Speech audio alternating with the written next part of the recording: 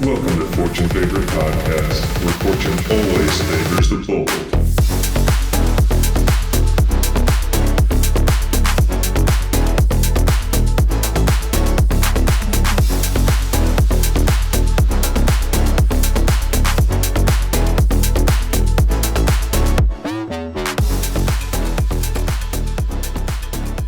Got a trial running. Doesn't even make any sense. All right. Boom. So, What up? What up? still episode 1, I guess. Guess we won. But we're talking 1000. about our new song, Take This Party Home. Yes, yes. Little All right. live version for y'all. So why don't you give a little rundown about like the song, why we kind of went with it first, and your take on how it came to be. Okay, how it came to be. Take This Party Home. So I guess backing up, this beat we had for like 3 years. This is like one of the first songs that we ever did together. I think this was the first demo we worked on, but nothing happened. It just kind of sat. Yep. Yeah, we had ideas, and then just revamped it like through the years, and this kind of just came about. So shout out first of all to my homie Sean, who helped me out with the with the concept. But yeah, it's just about having a good time, and seeing someone that in a club that you're attracted to, and want to see where it goes, man. And you don't know necessarily if she's with it or not, but then you just shoot your shot. Pretty much the song is about shooting your shot, man. Like, and seeing if she's with it or not. Yeah. So listening back to it, the like chorus of it is just like the longest pickup line. Definitely. But I love it. It's not a bad one. Right. It's just like, but yeah, it's one of those kind of club love songs, and it's For sure. I think the writing where you're like, we just want to make it feel good, have a more of a happy vibe, a dance vibe to it, and have that story and not have it be like too upfront. So that's what a lot of I feel like when we were writing it and when Sean was working with you, Yeah. we were just talking about not making it a little too abrasive, with a pickup line kind of thing. Right. But opening that door for someone to shoot their shot with someone they got their eyes on, Yeah. So yeah, this original demo. Oh, you got it? I might, Let's go. let me see if I can find it, because it was like a slow kind of. Yeah. It was like 100 BPM, like, and like I feel like the concept was the same because there were different lyrics, totally different lyrics. Yeah. But most of the like pieces of it made it to the beginning, like the verses of the final song, which was cool. So I'll see if we can listen to it. Oh man. Oh. Yo. It's been so long. It's like freaking 17,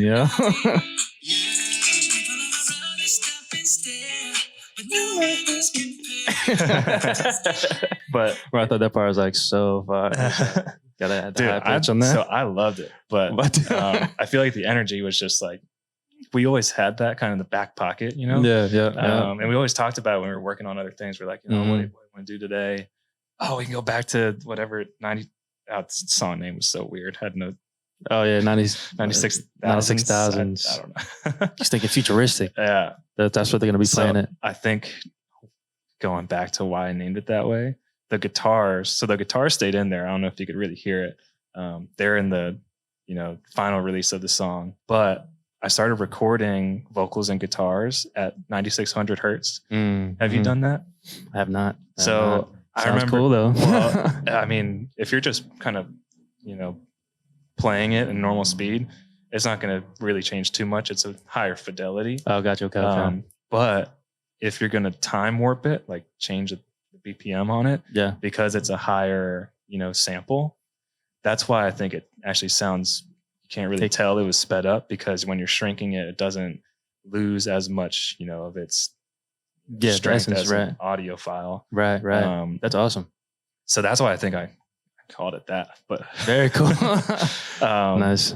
The nerdy title. That's It looked cool. super nerdy. Yeah. It's very cool. But No, but I was wondering why it sounds so clean, and that's the reason, is because the way you recorded it, you know. And was it done in Ableton too? Like it was Ableton. And Gotcha. That's really easy. You just go to your in and out. Mm-hmm. So producers, if you're listening, if Yes, you're doing yes. like live recordings and you have the storage to do it, like Mhm. that's a good way to go if you're not too sure. Even if you're changing like 5 or 10 BPM, Yeah. if you keep that fidelity there, that could really make or break Yeah. some of how it sounds. Keep the fidelity, bro. And yeah, but I think we just kept going back to it. And finally one day we're just like, you know, we had a lot of other versions in the, you know, kind of new BPM, new style too. Yeah. And we just kept going back and forth about like, you know, do we want it to be more of like a synth lead, vocal driven, which I think we, you know, finally came upon, but we still wanted it to have a bit more of an electronic feel, not just lyrical too. Right. So I think we blended that pretty well, which is really cool. Very cool.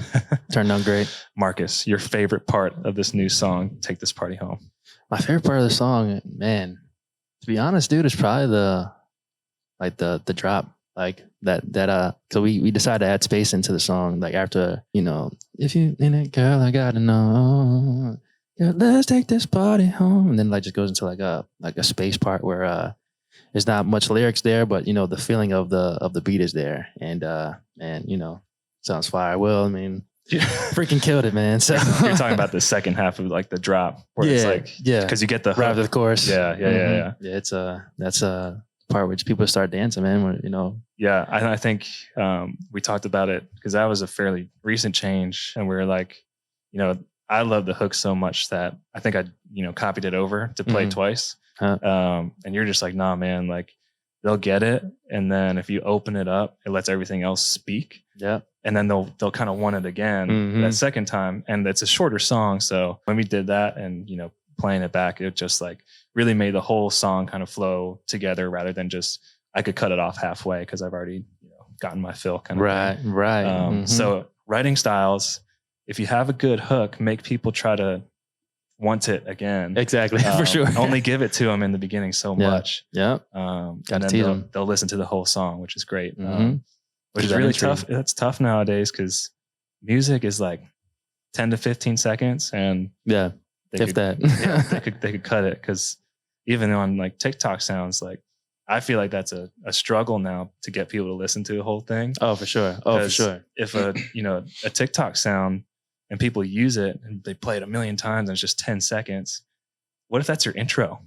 Yeah, that's And then you Pretty get much to the song. you get to the chorus and like, what the hell is this? right. Yeah. So, you know, it's like, what I song mean- am I listening to right now? but That's not how it was on TikTok, right. guys. Yeah. And then so I feel like that's a interesting way to go about writing. And if you're making TikToks, try to make the best part of the song later on, yeah. so they'll keep listening. That's a cool tip. Approach your content. Yeah, yeah, for sure. But yes, We're not trying to tell you what to do, man. No, but no, just just- these are suggestions, and just some hints. sometimes they work, sometimes they don't. You know, But I think, you know, going along some things we talked about earlier, one thing that I know I learned from this song was to never throw away an idea or a project that had some kind of potential, yeah, or any. I just wouldn't throw away any. If you have the storage, you can do it. yeah, I'd say a couple of our songs are that old, yeah, and they've withstood the test of time, whether they've, you know, the vocal changed a little bit, track changed a little bit, but that initial kind of that feeling that got you into making it, if you have that, save it somewhere that you can access absolutely, it, for sure. and keep coming back to it. Write it down somewhere. I make a big list of like demos that aren't done yet, but you're like, oh, this could be cool. I just don't know what to do yet. Mm-hmm. Because maybe 3 years later, Yeah, it'll come back. It's gonna, Oh man, you know- you hear so many stories like of writers that have written songs like years before they got placed, you know, and now they're like number one songs, you know, and that's just how it is, you know. And the amount of songs that I have like just like chilling on my drive right now, and that, I mean, that's also something too. Like, you know, you want to make sure that you are still finishing songs, because it's also easy to get into the habit of Yeah. kind of just having stuff and like saving it, but also coming back to these songs like a year or two later with like different perspective. It's like, Yeah. oh wow, like this still sounds dope, you know. And time will always be able to tell. I mean, it'll be the ultimate test of if it feels good, you know, if it still feels good, you know. Yeah. And if it kind of gets outdated, you know. So I think, like you said, that could be two-sided Yeah, too. yeah. If you know, make that effort to come back to things, like mhm. set aside a time to just listen to how the demo went, like maybe a month or two later, or at the end of the year. Like Right. if Yeah, you're, absolutely. you know, Mhm. thinking about things coming up, just listen back to everything and maybe just mangle it a little bit, change it up some. You'd be surprised how much, like you said, some things just get shelved Yeah. and you either forget about it or you think, oh, I'll get to it. Right. And then you don't. Eventually. Yeah. Oh man. So yeah, what was one thing you found that you learned while making this track? Man, what did I learn? I learned that Will is freaking dope. He's even doper than I thought. No. No. One thing I learned, man, I think sometimes it's not just it's not about saying the fanciest thing. It's just about being honest and saying what's real. And you know, you don't have to always just I mean, I guess as a writer and as, you know, an artist, you're always trying to find like the best way to say something. But sometimes the best way to say something is just by saying what you feel and like just being honest. Like, let's take this party home. You know what I mean? Or you can be like, you know, I don't even know what to say, but like, you know, you can make it super, super fancy, but sometimes it's better to be honest. And I think that's, people connect with honesty and with you know, the human experience. And if you're able to say what you really mean, and if it resonates with you, most likely it will resonate with somebody else. Yeah, So, I think that's like a really cool point. And more recently, we've come back to that. yeah. Because I think if you're more of a lyricist and even like a songwriter, producer, you want to have the next coolest like thing, Mhm. the next like, whoa, that was nuts. Right. But like for an average listener, sometimes that like totally doesn't ring with them. Yeah. You know? Yeah. So like you were talking like direct writing and like how you would actually say it Mhm. like to a person. Yeah. If you make that into what you're singing, I feel like it's a much more applicable, relatable, and a thing that, you know, your average fan could kind of buy into rather than saying the most, I don't know, crazy phrase or something that lyrically on paper looks cool, Mhm. but no one can freaking understand it. Yeah, when they get to it. Right. Because it's just not something they would say. So, Mhm. yeah, I think, you know, we talked about that, and that's this song for sure, because we knew the concept, I think, going into it. And I'm sure you worked with Sean a bunch on like how to say it Right. the way you wanted to. Mhm. And then it just came back to like, how would you say it? Right. Exactly. Uh-huh. Yeah. So don't make it too complicated, I guess, is the base of that. For sure. You can make lyrics really Keep it simple. Yeah. Is there anything now that it's pretty much submitted and done that you would change?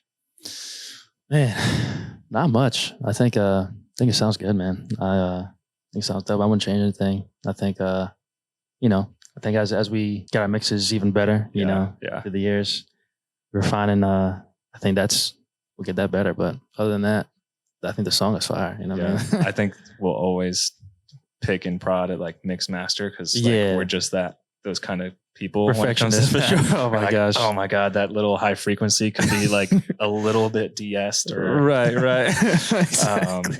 But For yeah, sure. I think, you know, going along with like that kind of point, setting deadlines has been really good for us. Oh man, for sure. Oh my gosh. Because one thing about, you know, for submitting songs, you want to have ideally like 8 weeks or 4 weeks at least when you're sending things to distributors. Mm-hmm. So people that run, you know, Spotify, Apple Music, if you're at the level where you can get consideration for playlists, they can read through what you're talking about when you're sending things over to the distributors. You'll make a little paragraph write up, and they can actually have people listen to it.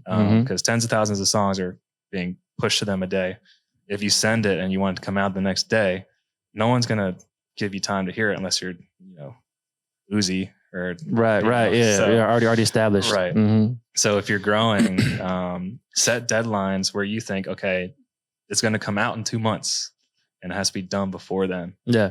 So that way, you know, that 3 months before, that last month should probably be about mixing, master, Yeah. little tweaks. Everything should probably be done writing. And then you have 2 months where it's in the portal, it's getting looked at, and you can kind of build your concept around it then too, which helps you along the way. So I think that helped us with not just this song, but overall going into this like future thing. Like the next 8 months for us are almost planned out. Yeah. Not too much is concrete, you know, except for the first 2 or 3. Right. Committing to deadlines is really going to help.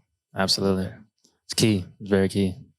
Is there anything around the song, media content wise, that sticks out to you that you're really excited about? And I'm excited about our video, man. I think that's going to be hilarious. I think people are going to be like, dang. What the hell are these guys doing? Oh, y'all had a rough night. So we're starting shooting this week. The concept's ready. We're super pumped about it. But I think going into the visual part of it's going to be crazy because I think we want this intro to be really strong. And having like a storyline. I felt for the last like month or two, we focused more on like storylining and like which video. Is so key, man. It's so like sorry if I cut you. But No, you didn't. You did. I feel like I cut you off. No. I just got like so passionate when you said it. I was like, yes. Well, like obviously we have a great team, Christian and Brandon and anyone else who's really helped us before on our visual Abby, concepts. man. Yeah, shout out Abby. She's always Sammy. Sammy's in there too. Sammy's a dog, by the way. Sammy's my dog. He's a beast. Go. But like we've always had an idea a little bit, and normally it comes down to like, oh crap, the song's going to come out in 2 weeks. We got to find a space and we got to make it work. And normally we did a decent job planning things out. Yeah. But it never went as smooth, or we didn't get everything we wanted out of the spaces we used. And that's where having a great videographer and photographer that can make something out of nothing sometimes work.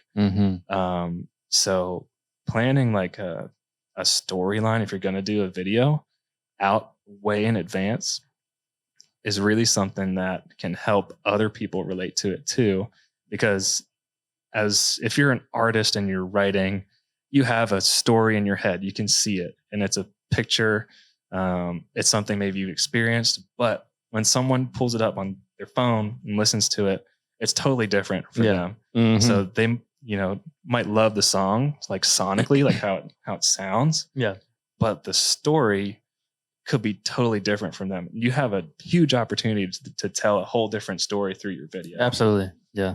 It has a whole different layer. I think that's going to be, because some of them, I think, our song lines, like the story of the song, could be fairly familiar if you're listening to it. Right. But the video will totally flip it. Yeah, exactly. So, exactly. It's a whole way to draw in a different interest too. Yeah. And allows you to see us as well. Like, and I feel like it adds that personal touch of like, who are these idiots? Yeah, it's gonna be funny. It's gonna be dope. It's gonna be dope. It's gonna be a little. It's not like, who are these dope idiots? we're trying to not be corny, right? But we're trying to be like taste of humor. Exactly. It's corny with swag. We'll see how it goes. Yeah. So take this party home. January 6th, 2023. Yeah. Streams are appreciated if we're putting this out after. Yeah, right. Stream it if you haven't, or go stream it if you can when it comes out. Damn. Nailed it. Boom. Crushed it. That's one. Let's go. Oh yeah.